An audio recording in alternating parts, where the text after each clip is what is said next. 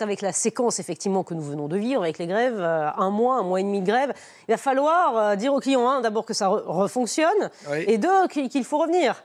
Comment vont-ils s'y prendre? Vous avez galéré pendant plus de 45 jours, et bien la SNCF 50, va vous chouchouter. Oui. Bah oui, 5, oui. Oui, bon.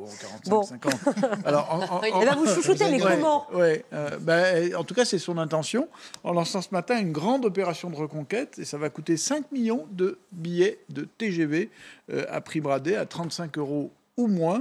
La compagnie espère, avec cette grande opération commerciale, retrouver sa cote auprès des voyageurs épuisés, échaudés par un mois et demi de grève.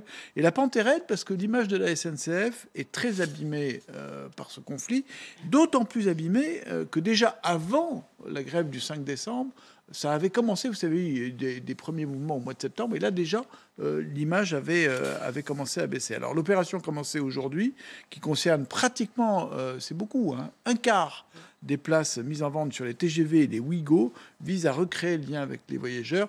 Elle s'ajoute au remboursement, vous vous souvenez, des passes Navigo, et aussi des dédommagements prévus, notamment pour les abonnements, les cartes avantages, etc. Donc, mais le problème de la SNCF aujourd'hui, François-Xavier, c'est qu'elle ne doit pas seulement reconquérir ses clients.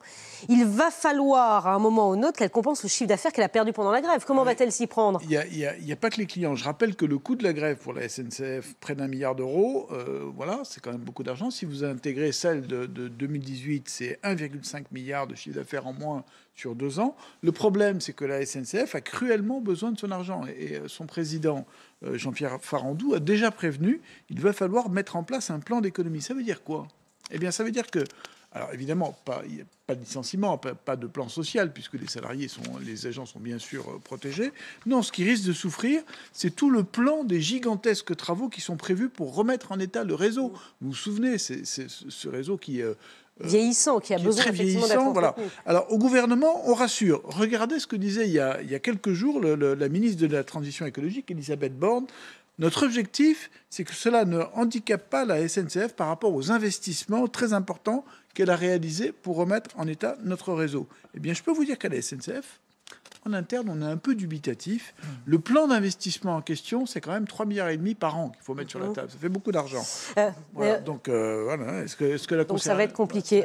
En un mot, François-Xavier, ça tombe assez mal pour la SNCF parce que la concurrence arrive. Oui, non alors...